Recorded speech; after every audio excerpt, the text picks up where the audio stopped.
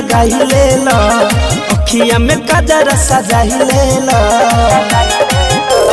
Powder Crimea लगाई ले लो, अखिया में काजर सजाई ले लो, ऐसे चमकी ना रूप के ललहिया हव सोटल ही पिया कहिया से बाबा ले लगबे सोइया, हव सोटल ही पिया कहिया से बाबा ले लगबे सोइया, बाबा ले लगबे सोइया सोइया।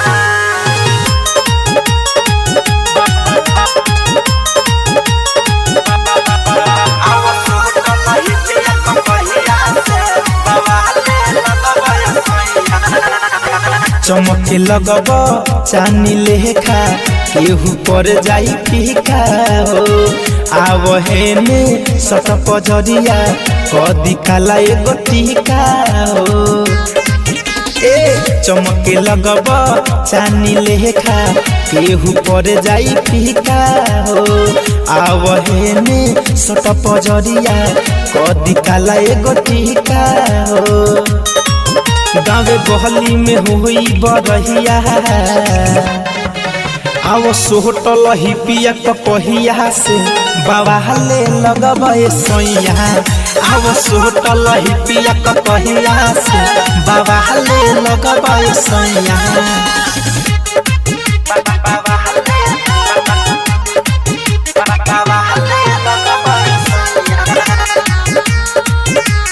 म्यूजिक बाय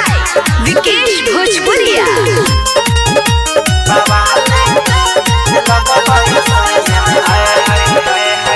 असही हरदम धनंजय पिया रही हसुन झार के, मिठू मिसाइल के जैसे तोहरो रूपवा रखेम सवार के, असही हरदम धनंजय पिया रही हसुन झार के, मिठू मिसाइल के जैसे तोहरो रूपवा रखेम सवार के, जाई देखिला जाई पर छहिया अब सोटल ही पिया कहिया से बाबा ले लगबे सोइया, अब सोटल ही पिया कहिया से बाबा ले लगबे सोइया, पाउडर क्रीमिया लगाई ले लो, अखिया में काजर सजाई ले लो,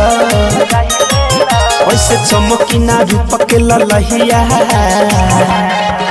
हव सोटल ही पिया कहिया से बाबा ले लगबे सोइया, हव सोटल ही पिया कहिया से बाबा ले लगबे सोइया।